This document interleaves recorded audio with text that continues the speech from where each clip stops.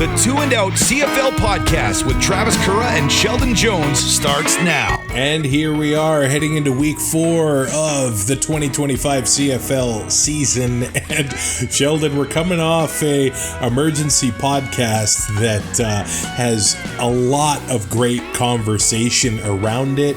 I don't even know where to start when it comes to that thing. Yeah, it's we were just chatting offline and thought, hey, maybe we should do an emergency podcast, and we kind of hummed and hawed, and I'm glad we did it, because probably the most comments on any video we've ever done, I think, for sure, and the views are up there, and it's a polarizing topic. It's got people talking. I think it's frankly good discussion. It's maybe not all of the points are great, but hey, people like different flavors of ice cream, but we can all hopefully agree that we love the CFL and we want to see it succeed. And hopefully these conversations are kind of going to help make that happen. I don't know. I've always found the unique thing about the CFL more than any other league. Like I find that the people that cover the game in general love it, and they care for it very, very deeply. And I know not all the people that cover the game are popular with all the fans. I get that. But I think everybody sort of does come from the same spot. And I don't even know where to start with all of the comments on the video. I'll just put a card up here on this show right now, so you can click somewhere up there and revisit that and go through all the comments on there. There's a theme from the American commenters that I do want to talk about. Most, like 90% of the CFL fans from the States, they don't want the rules like changed at all. Mm-hmm. And I thought that was very interesting. And I thought some of the American commenters, and there's a lot to go through here, made some great comments about they would love to see the guys playing in the CFL from the States have their schools maybe talked about a little bit more. And I've seen a little bit more of that in the last few years, but this is just anecdotally. I was in this massive fantasy baseball league, and there was a guy, I think he was living in Tennessee, but he used to be maybe a North Carolina resident and was a fan of the Tar Heels. And that's how he knew about Darian Durant and continued to follow his career in Canada because of that. So I do think that's a big point from American fans. I just found that interesting that they enjoy the game because of its differences, and so many in Canada seem to be resistant to that. And I don't know if it's just social media noise, but it's interesting to talk about. Yeah, I think partially it probably is just what you're constantly seeing, right? Like if you're in the States and you're constantly seeing NFL and NCAA football, and those rules are quite similar, and then you see something from people that you've cheered for when it comes to NCAA, and you see them succeed in another professional league where it is so different, and it's when people see the Waggle for the first time, I'm sure they're quite confused, but I think they can be like, oh, wow, we can see what some receivers can do when they're at full speed at the line.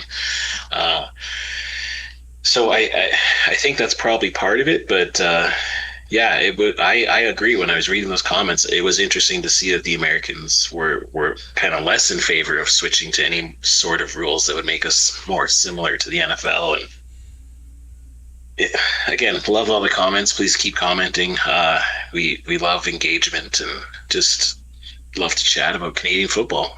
It's probably something we're going to have to revisit and talk about all year long. But the bottom line is we love this game. And if you live in Canada and you have the means, I don't know if it's productive to go whine about attendance issues.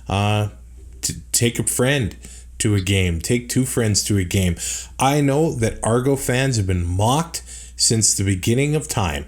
And those fans there, they had 18,000 at the home opener. that's not a bad number at all. And they've done a brick by brick approach there. The problem is it's like the fans kind of put it on their own back. Sometimes I think they felt like they were on an island a little bit. Now the problem is I think what has happened is that the former CFL stronghold in the entirety of the prairies from Calgary and Edmonton all the way to Winnipeg now has some struggles in Alberta. So those Alberta struggles, if those were addressed and those were fixed, I think those look infinitely better. But week 4 starts in Winnipeg, and they're 400 tickets away from another sellout. They have made it a place to be. And I know this is such a little thing. I love that they keep coming out with these crazy food items. Like they had this 5-pound burrito. The Elks are in town, and then now they've got an elk burger on the menu. Little stuff like that I think goes a long way, man. We talk about some of the minor league baseball teams. I know they don't have 30,000 seat stadiums to fill, but all these little promotions that they're constantly doing constantly go viral on social media. There is ridiculous food items they have available. It's affordable to go. I think maybe that is the way that CFL teams could have like that sort of philosophy to get people into the stands, and I think it would go a long way. I agree 100%. I just want to touch back on one thing you said before that, and then I'll comment on that. In Toronto, what have the Argos been able to do 2 of the last 3 years? Win the Grey Cup. Okay, if you win, fans come. In Edmonton and Calgary, they haven't been winning so much lately. So, but back to the stadium stuff. Yeah, I love seeing stuff like this. I don't get to go to many away games. In fact, very few I've ever been to, and that's unfortunate, and hopefully can change in the future. But one of the times I went was when they had that big Wallaby burger in Winnipeg, and just seeing the fact that somebody bought it and just seeing how massive it was, and like it's stuff like that gets, like you said, people engaged, people excited, people telling their friends, taking a picture, putting it on Instagram. Like that's the word of mouth, like you said, as how the Toronto fan base has kind of built itself back up a little bit. All fan bases can do that, and it's no surprise to me that we see one kind of team and stadium in particular doing stuff like that. And again, they've won a lot in the regular season, and they fill the stands, right? So Winnipeg is a model franchise. A lot of what they do when it comes to how they build their roster, how they have game day, how they merchandise, all that kind of stuff, that they are the model franchise of the league right now, and all the other teams need to see what they're doing and try to implement it, but in their own way. Don't just copy them, do it yourself. And I think if you're a Canadian and you're listening, don't be shy, man. Maybe it's the older I get, the less shy I get. I've got this skunk stripe on my beard. I wear Crocs everywhere I go, and I do have Saskatchewan Roughrider logos on me a lot. I'm not shy anymore. I'm proud of it, man. Maybe I'm the only guy that's the diehard fan championing the league on social media. If you know, you know. But I'm going to throw up this graphic here. Too bad we don't do any of that, or nobody else does any of that, It's too bad. I hope this is the right graphic. Yeah, there it is. It does look like Team USA was playing junk football in the International Bowl last week as Team Canada, the senior men's flag football team, beat Team USA 25-21. I'm going to take that as a feather in my cap and congratulate Coach LaPolice and Team Canada for going 4-0 last weekend. How cool was that, Sheldon?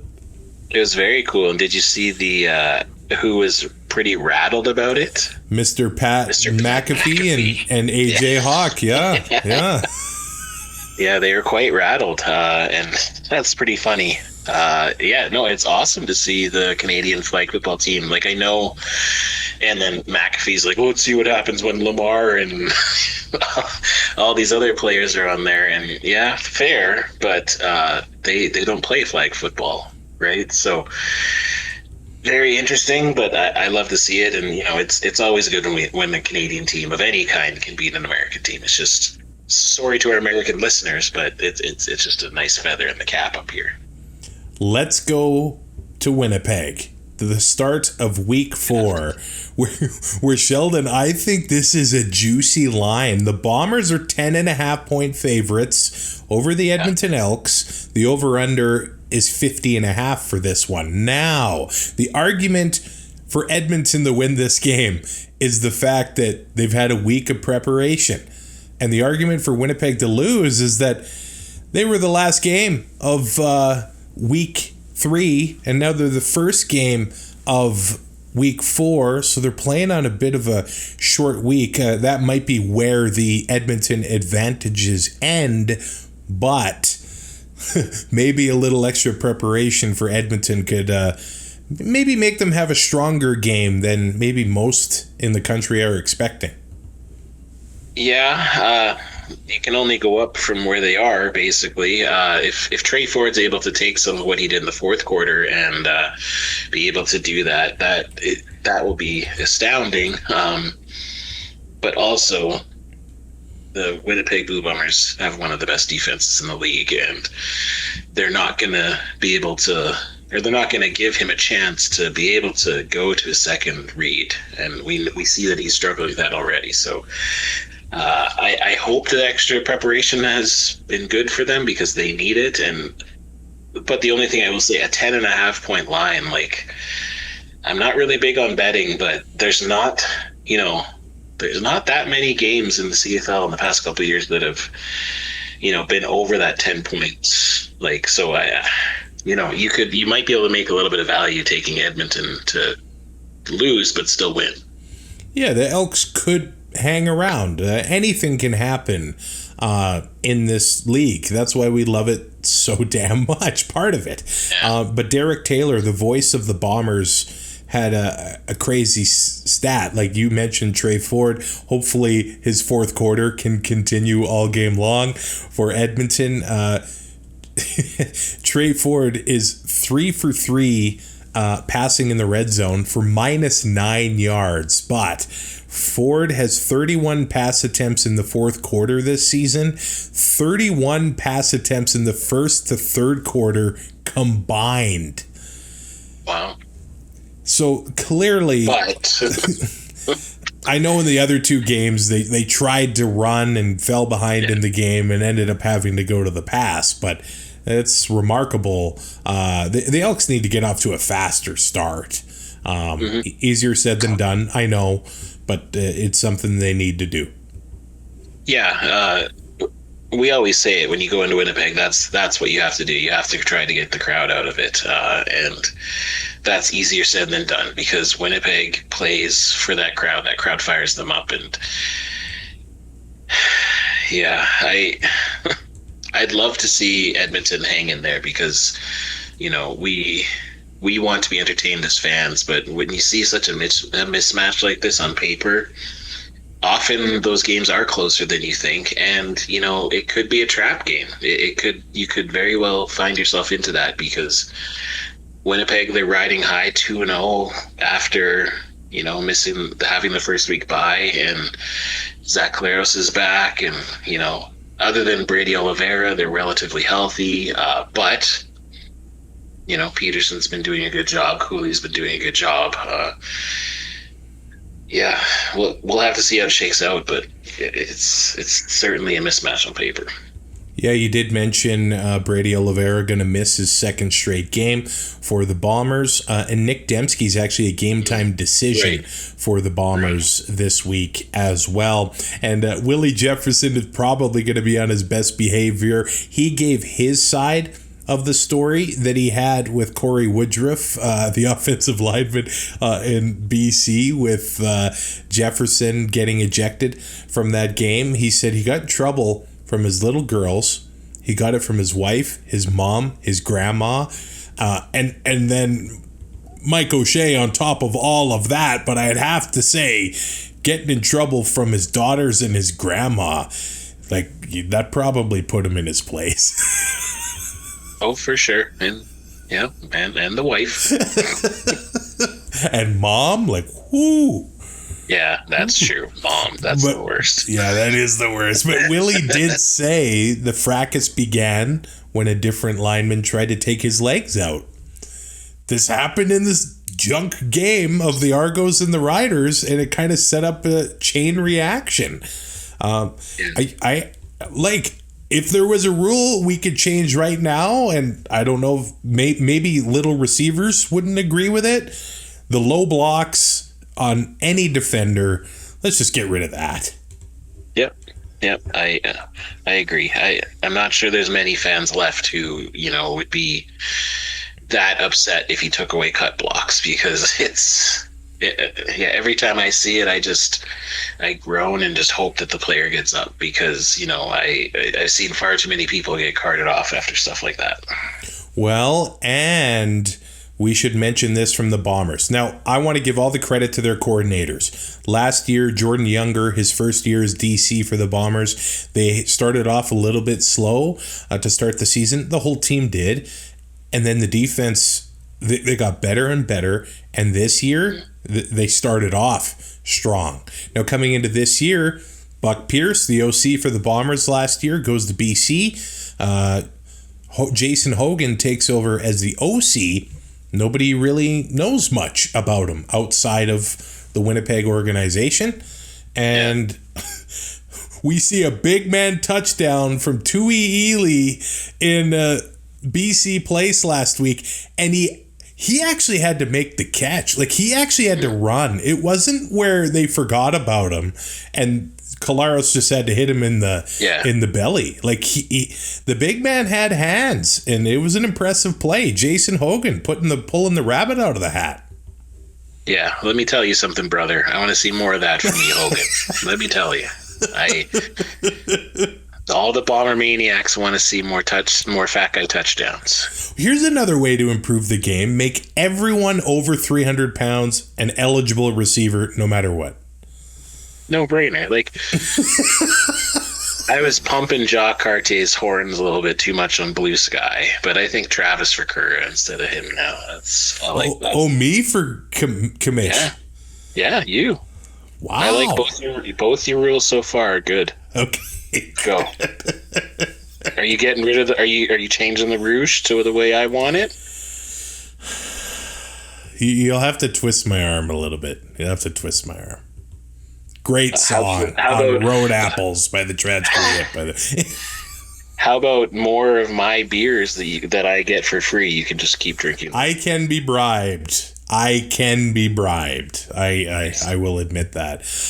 The Elks aren't without their injury issues. All CFL O-lineman David Beard has hit the 6-game injured list. That's a rough loss for the Elks. Otherwise, they actually seem pretty healthy at this point of the season. And then we got to wish congrats to his teammate, Mark Cordy, on being a new dad. Tuesday welcomed a new baby girl into the world. But it's a familiar position for the Edmonton Elks. Underdogs on the road in Winnipeg. You remember last year? Trey Ford comes into play. All of a sudden, the Elks start to have a little bit of momentum, and they can almost feel a playoff spot if they could keep the winning streak going. And then Trey Ford and the Elks ran into the Bombers back-to-back weeks, quite frankly got smashed. You'd have to think Trey is going to remember that. And there are a few guys in this league that are having trouble getting over that Winnipeg hump. Nathan Rourke is one of them. Trey Ford just might be another one. You remember when this was, I think it was a couple years ago, when Edmonton was up on Winnipeg, and then the backup comes in, Drew Brown, when he was a Bomber, and rails off a second half comeback against Edmonton. So everybody wants to get over that Winnipeg hump. It seems like Montreal and Toronto can do it in November. Sorry, Bomber fans, but other teams need to get over that hump. So they really, the Elks have nothing to lose here other than adding another digit in the loss column as they go to Princess Auto Stadium. They are in tough Thursday night. In the loudest stadium in the CFL. I saw a Rider fan on Facebook claiming that it was the worst stadium ever built. Now that just sounds like some green sunglasses, brother. It sure does. I will say, though, when you're stuck in the concourse and you lose a quarter of the game, one tends to think that it's the worst, but I think it's just the worst concourse. And I don't know why, because it's not like it's that much, like Mosaic Stadium isn't that much wider in the concourse. So I'm pretty sure it's just because there isn't a concourse in the upper level. Everyone has to come down. So that's a slight design flaw maybe, but the stadium itself was built to be loud. That I feel like that's what they built it for, and it works. But yeah, the concourse sucks. Yeah, I missed kickoff of the 2015 Grey Cup because of said concourse. Looking forward to returning in 4 months. Hopefully I don't miss kickoff. Now let's go to the Hammer, where the Montreal Alouettes are visiting the Ticats as 3.5-point favorites. However, Davis Alexander has not practiced this week. As of recording, Jason Moss has not ruled him out. He reminded the media that last year there was a time when Davis Alexander did not practice and still started and still won the game. We saw him tweak his hamstring in Edmonton last week, so that's what he's dealing with at the moment. That certainly makes this game interesting. I do like Davis Alexander. He is a young, exciting quarterback, but CFL experience behind him in McLeod Bethel Thompson. The Alouettes are set up well in that respect. They sure are. And, I know McLeod had a year in Edmonton, but before that he played in Toronto, and so he's very comfortable in playing against the Ticats. So it's not like it's going to be a new opponent for him, and he has a lot of weapons to be able to use in that Montreal offense as well, and the protection they're able to run this year. I don't think taking Davis Alexander out and putting McLeod Bethel Thompson in really hurts the Alouettes that much, especially against Hamilton, who's looking for their first win. Now the Als are dealing with other injury issues as well. Sean Thomas Erlington hasn't practiced. Neither is receiver Austin Mack or D lineman Dylan Wynn. None of those players practiced on Wednesday. So by the time you hear this, you want to double check the depth chart and to see if any of those guys are on the roster. But at this point of the week, you'd have to consider most of those guys doubtful for Friday Night Football in the Hammer. We go to Hamilton, some interesting and fun news. Marwan Hage, a long-time Hamilton Tiger Cat on the O-line, retired a few years ago.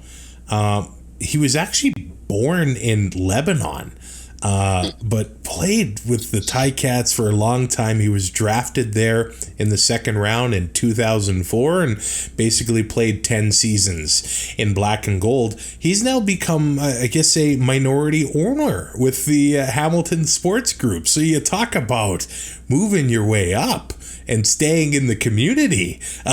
Now you're a part owner of the team you used to play for, and that seems pretty cool. Those Ticat fans love their alumni, and they do love Marwan Hage.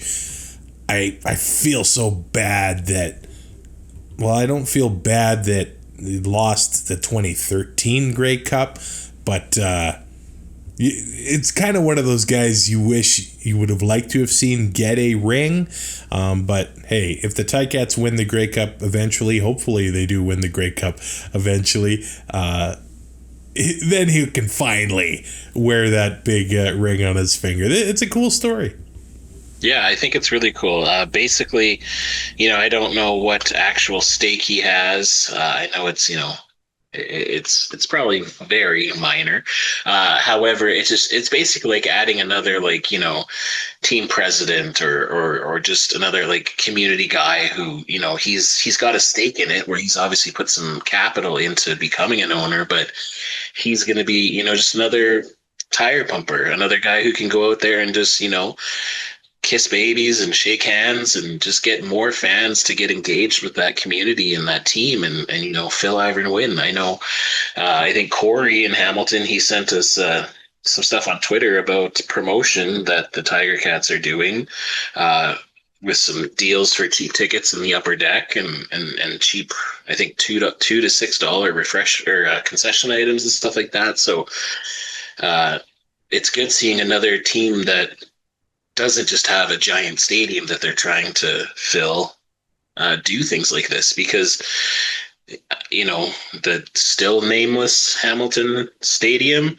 I think it's got like a 26,000 capacity, I assume, and so if they're able to do deals to try to get that thing filled, I think the Riders, the Stampeders, the Ottawa, all these teams should be doing that too if they're not at or near capacity maybe Montreal is. I think a pretty interesting roster move from the Ticats, releasing veteran linebacker Kyle Wilson. Started their first 2 games, 11 tackles through those 2 games, led the team with 88 tackles in 2024. Now he's released. It does seem like Milanovic is a guy that he doesn't deal with much crap. Like, if he feels like you don't fit in with the team, you're gone. Now, I don't know if that is what happened here, but it does look like there is a pretty inexperienced linebacking core in Hamilton now. And we'll see who's going to step up and make the plays for the Ticats. Somebody has to. Yeah, like you said, I don't know if this is just a message that Milanovic is trying to say. Like, listen, I don't care if you led the team in tackles last year. I would say if you're not performing, but still has 11 tackles through 2 games. It's not like he wasn't performing, but maybe he was missing assignments. Maybe there's something else going on, or like I said, maybe it's just a kind of heads will roll kind of thing where you have to cut somebody to get the team to buy in, which sucks because you never want to see anyone lose their job. But it's professional football, and that happens sometimes. But I'm not going to say it's crisis mode for some of these teams that are winless, but it's pretty darn near crisis mode because all the games count the same. And, some of these early season matchups, like you look at Winnipeg and BC, Winnipeg already has a season series against a team, and it's week 4. Like, that's crazy. So these early games do certainly matter. So Hamilton, Hamilton, Edmonton, Toronto, they need to figure this out, and they need to start putting wins in the win column. Yeah, the good news for the Ticats is that Ottawa only has 1 win. Toronto is still winless, so they're still wide open. Yeah, in the East Division. If I do look at the running backs, going back to Montreal, if Sean Thomas-Erlington isn't going to play, Travis Tice was actually listed as a full participant in practice after missing last week. Could he and Stevie Scott III be splitting carries in this week against the Ticats? I do believe you can run on the Ticats. I think the Owls, at times, it's looked like this year they've wanted to get more of a running game going. Last year, a little bit different with Walter Fletcher because he was almost 50-50 with receiving and rushing yards. But Sean Thomas-Erlington, I think in the first game, he had 17 carries. I don't think Fletcher got that last year. At all. But the Ticats running back situation is going to be different this week too because Greg Bell is hurt. Like, it's injuries galore. Week 4 of the CFL season. Could Johnny Augustine get the start for the Hamilton Tiger Cats. I think that would be awesome to see him get the ball. Now Dylan Wynn out on the D-line for the Alouettes, so maybe that does create a little bit of rushing room, although that Al's defense is still tough no matter what. That'll make it like maybe 3% easier. But I don't think the Ticats want Bo throwing the ball 45 times a game. They have to get some sort of rushing attack going. And I don't know, is it Johnny Augustine this week? I think he's got potential. I'd like to see him make it happen. Oh, I would too. Like I was an Augustine guy. I thought he was better than Brady at first in Winnipeg when Andrew left. I was wrong, but I never gave up on him. So I was glad when he was able to get picked up by Hamilton, and just because I think he was just a very dynamic running back, and I'm hoping he's able to take this opportunity if he does get it, and pardon the pun, but run with it. Now the Ticats coming off the bye here, so they do have some preparation advantages coming into this one against the Montreal Alouettes team that is a bit banged up coming into this week. And also, could Treshaun Ward get onto the roster for the Ticats? Went to Boston College. I'm looking at his age. 24 years old. Born in 2001. Man.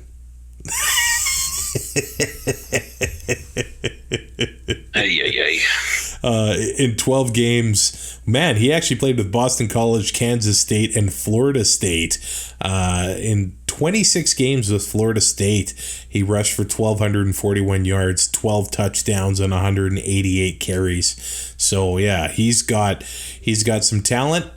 We'll see if he gets to make his CFL debut on Friday night.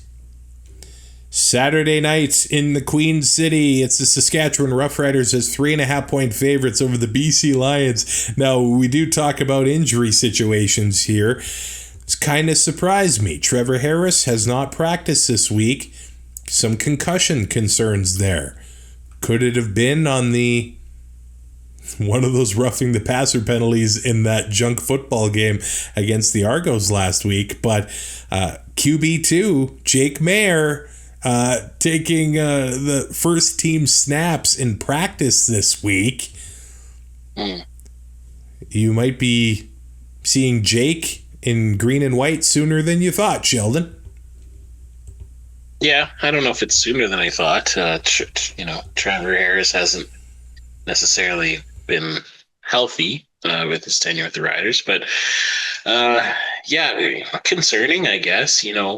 If it was in fact a concussion that he got, if it was that hit that happened, in the second quarter or early third quarter, I can't remember exactly when it was, but if that was the case and, it was missed by the team and injury spotters and stuff like that, that's slightly concerning. But I know sometimes hits to the head, they can act differently and they can show up with symptoms and different things. And I believe Coach May said that they initially thought it was like a flu or some sort of illness that was causing maybe some headaches and other things that were happening, but they still haven't ruled out that is what it is. But yeah, so not good news for the Riders. Sam Emlis is out again too. So not looking great in Riderville, but it's not necessarily different on the other side too. Yeah, Nathan Rourke has been practicing, but from what I'm seeing, he's not throwing deep balls. They all seem to be kind of 10 yards or shorter. So he doesn't seem to be pushing the injury. So I'm not sure if the best course, if he's not going to be making his full strength throws, is it smart to put him in full game speed with, opponents coming at you? So I'm not convinced that he's going to be playing. Maybe it's going to be the same situation where he dresses like last week and doesn't play. But the oblique can be a tricky one. Obviously, it's different than your head, but it's definitely something you don't want to tweak and turn it into a season-long thing. Absolutely not. And I'm pretty sure these players, when you get into a game, you're 100% or nothing. Like if you're good enough to actually play that game, it's not going to be easy for Nathan to, hold back on a throw or, only throw to check downs. When you're in the game and you see a receiver that's open and you're going to want to try to fire that ball in there.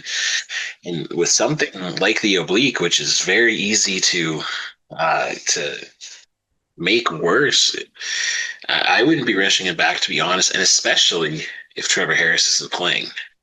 I think you got to be looking after the grand scheme of things, like the whole season, and I would hate to see BC rush Rourke back and then him, instead of it being maybe a pulled oblique, it's a torn oblique, and we're talking surgery and end of the year.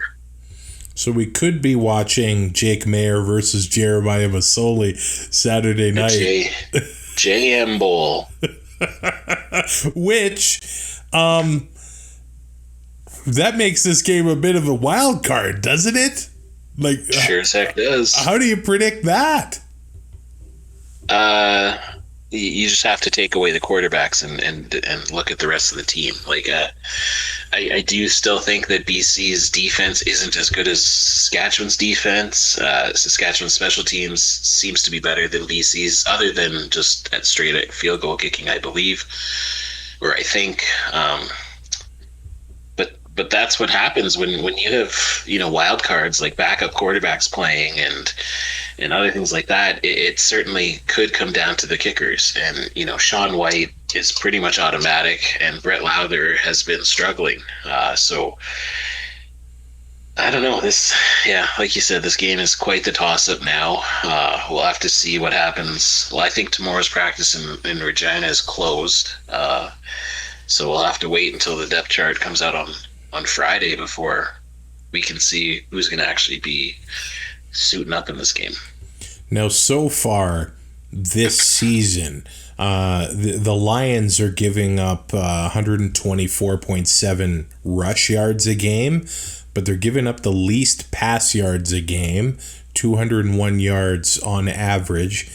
That probably has a lot to do with a Trey Ford game, no offense. And Zach didn't have a big passing total last year for the Bombers, despite having 2 passing touchdowns. So it's early in the season to start looking at that kind of stuff. But the Lions do have some key injuries too, like Dejon Allen on the offensive line. To me, he's kind of looking doubtful this week. They traded for him in the offseason, so you'd think they're pretty high on him on the O-line.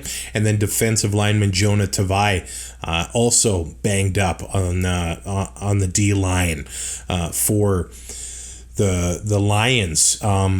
The Riders, I think they're clearly a more physical team than BC is, and I think that's the style that Saskatchewan wants to play.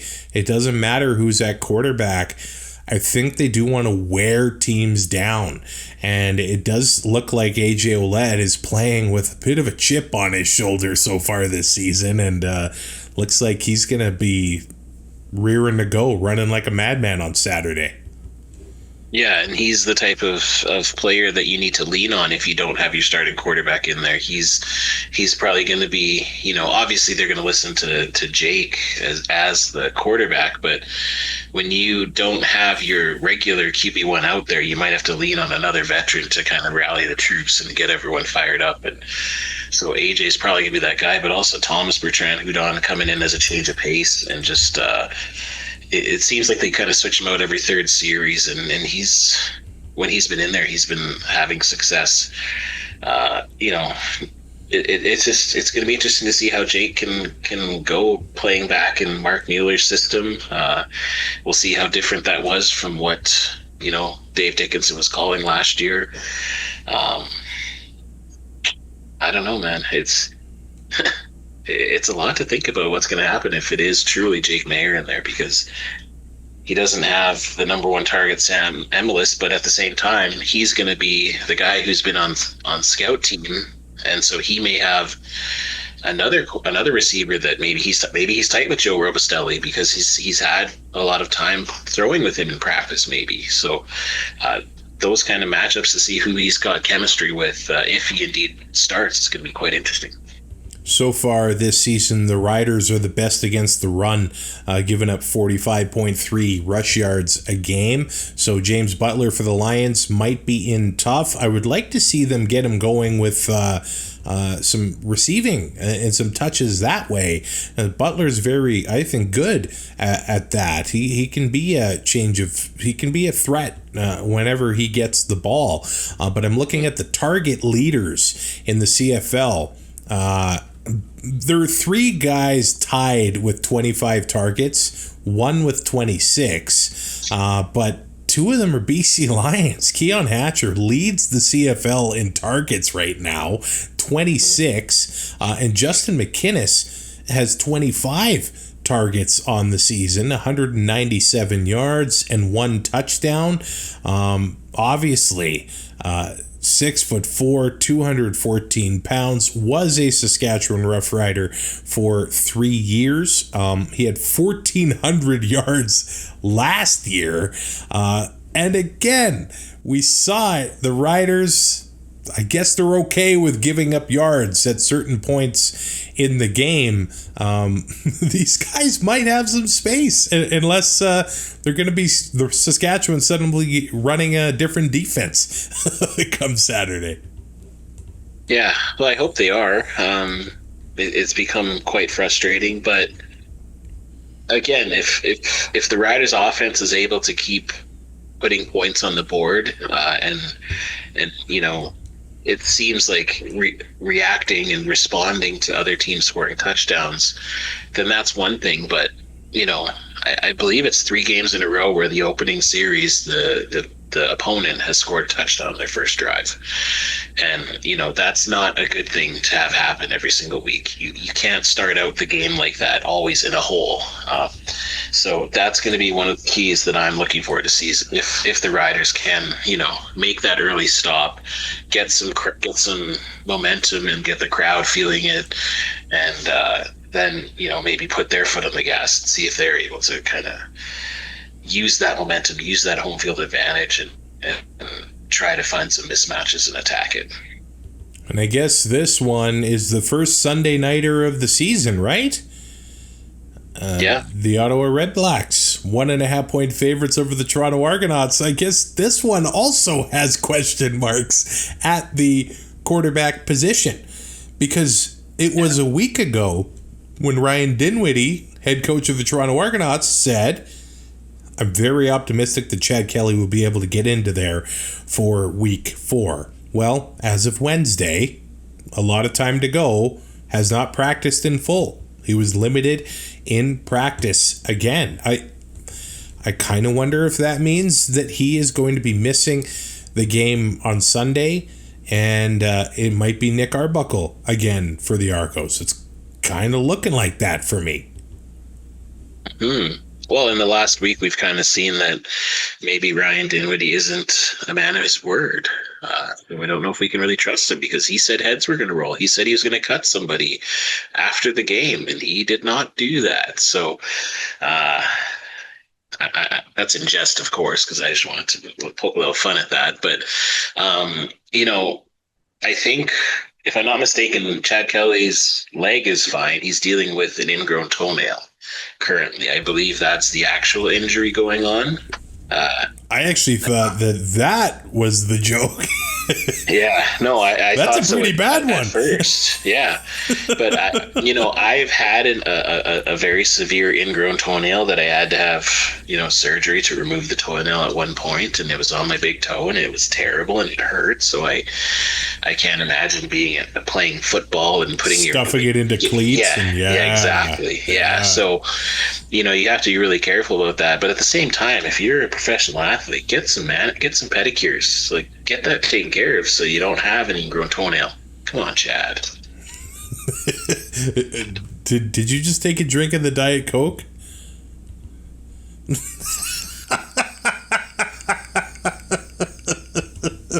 Oh, I love it. Quite ready for that one.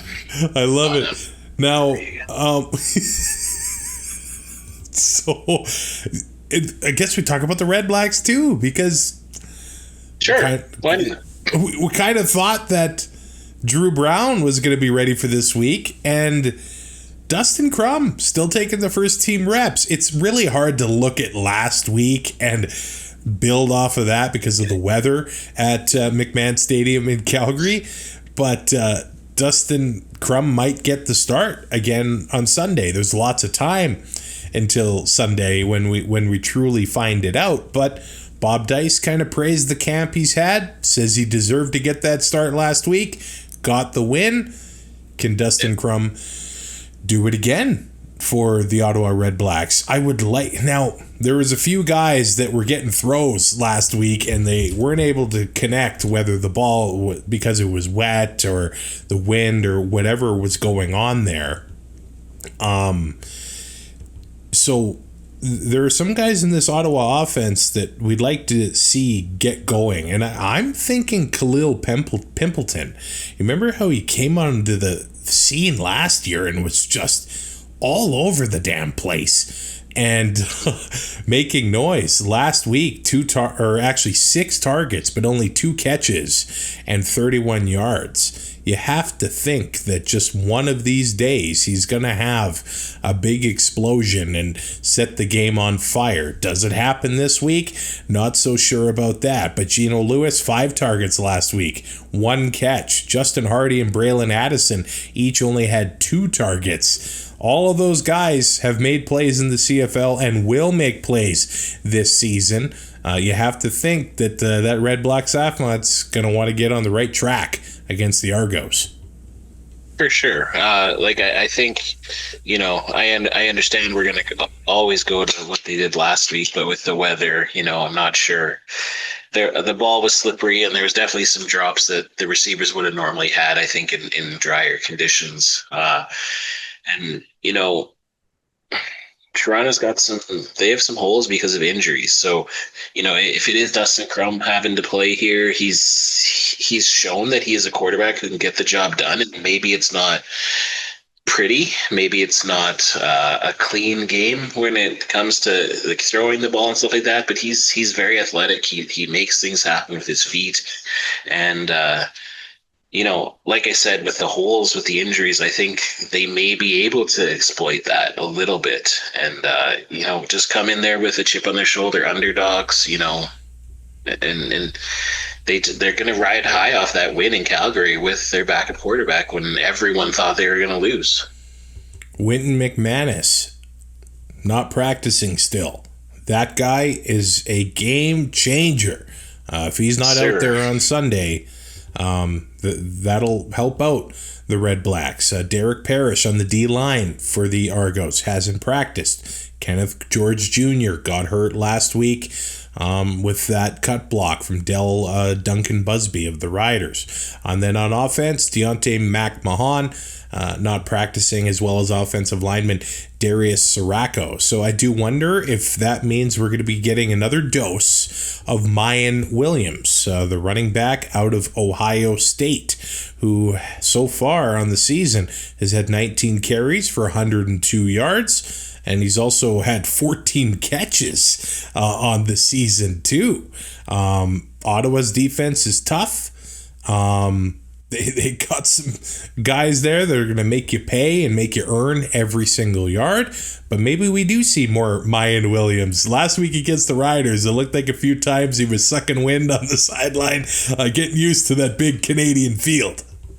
Yeah, he certainly was. And you talked about Ottawa's defense. In the rain, they were able to stop the Stamps inside the red zone and close to the goal line multiple times. So they've proven that they are able to make stops, make plays. And, maybe this is just the perfect storm for them to, take a foothold of that second place in the Eastern Division. The Toronto Argonauts have signed defensive lineman J-Min Pelley. Did start his career with the Edmonton Elks. A big guy. He can plug the middle of any defensive line, so it will be good to see him out there for Toronto. And then I want to continue to see how Kevin Mattel performs for that Argos team. Like, man, he's starting this season on fire and really stepping up because, DeMonte Coxey, we know he's going to have his games for the Argos this year. But Kevin Mattel, he went to school in Laval, got that Grey Cup touchdown last year in his first CFL season. He had 201 receiving yards all of 2024. He's already at 134 yards through 3 games and a touchdown. We'll see if he continues to pull in those targets for the Argo offense. His targets have gone up every game. 2 in game 1, 6 in game 2, 7 targets, or 8, I should say, against the Riders last week, and 7 catches for 98 yards. He's a fun player to watch. Oh, absolutely. And when you make the most of your opportunities and catch those targets, your quarterback is just going to want to keep feeding you the rock. So, like you say, it's been great seeing him have what so far is even a career year. It's Canada Day weekend. The last game of Week 4 is in the nation's capital. So enjoy Week 4 of the CFL season wherever you are. Let's look at our fantasy rosters this week. Now, okay, the CFL Podcast Fantasy League. Somehow I have a win. I don't know how that, I don't know if that's a mistake, but you beat Ben Grant from the X's and Argos podcast last week because there's an uneven amount of teams in the league. I was against the league average score and I lost by 40. Horrible. This week, I've got Saf Ahmad from the Piffles podcast, and you have the Ticats Talk Network, Sheldon. My lineup is not pretty. I've got $3,100 left over. Dustin Crum is my quarterback. Is he going to start? And if he does, I think I'll leave him in because I love the rushing potential. He had like 60 yards last week. And if he's going to run the ball into the end zone too, like once they get down close, I like that opportunity. And I've hedged my Dustin Crum rushing touchdown bet with William Stanback as my first running back. Although, one thing I want to keep an eye on is Daniel Adeboboye's carries for the RedBlacks, because last week he actually had one more carry than Stanback, and it was 2 weeks ago. Remember that game got delayed. Stanback had to come out for Adeboboye for ratio reasons, so we'll see how they continue to manage that. Last week, almost 50-50 with carries. What are they going to do here against the Argos? AJ Ouellette is my running back number 2. I've got Kenny the King Lawler as my wide receiver 1. I'm taking Carrick Wheatfall of the Winnipeg Blue Bombers. Far and away leads the team in receiving. He's still only $4,000 on fantasy. That will not last for very much longer. My flex is Justin McInnes of the BC Lions, and my defense is the Saskatchewan Roughriders, Sheldon Jones. Well, my list is, I think it's probably not going to be the same list I go with, because I think I'm going to be playing with a lot of this over the next couple of days. But Starting off, I have right now McLeod Bethel-Thompson. If he is going to play, we'll kind of leave that to that. He's my captain as well. And I have AJ Ouellette and Daniel Adeboye as my running backs. Like you, I'm interested. Like, last week, I think Adeboye had like a 9.6 yard average on. He only had 8 carries, I think, but still, like he just pounds the rock really hard. I like that. I got Justin McInnis because, he's playing Saskatchewan. I have Derek Myers or Deontay Myers just because he's kind of become he had a great game last week, and he's just a flashy guy, and he's making great catches at the sideline. And then just my flex, because I had so much money left over, I got Tyson Philpott to kind of hopefully double down with McLeod Bethel-Thompson, and then Winnipeg is my defense. Nice. Let's cross our fingers for good weeks this week. Yeah. Now, week 4 of the CFL season has the Winnipeg Blue Bombers 10.5-point favorites at home against the Elks. The Hamilton Tiger Cats 3.5-point underdogs at home against the Alouettes. The Saskatchewan Roughriders 3.5-point favorites at home against the Lions. And the Ottawa RedBlacks 1.5-point favorites at home against the Toronto Argonauts. Now, with all the injuries, all the shuffling happening with quarterbacks, my picks could change. But at this moment, I am taking the RedBlacks to beat the Argos, the Riders to beat the Lions, an upset special of the week, the Ticats to beat the Alouettes, and the Bombers to beat the Elks. Sheldon, who do you got? Well, I have the Bombers to beat the Elks, and then I have Montreal to beat Hamilton. I have Saskatchewan to beat BC, and I have Ottawa to beat Toronto as of right now. Let us know in the comments who you think are going to be the winning teams in week 4 of the 2025 CFL season. We are in for a great week of junk football. I am here to embrace it all the way. I'm Travis Currah. He is Sheldon Jones. May your Diet Coke be cold and your chicken be crunchy. You can rate, review, and subscribe to Tune Out. I just made that up. Your favorite podcatcher. tuneout.ca. You can find the link to our Patreon there, and also join us on YouTube. We've now crossed the 850 subscriber mark. We love everything you add to the show. Take care of yourselves and each other. Enjoy week 4. The Two and Out CFL podcast is written, produced, and hosted by Travis Currah and co-hosted by Sheldon Jones. Subscribe to Two and Out on all major podcast platforms and YouTube to keep up to date with future shows.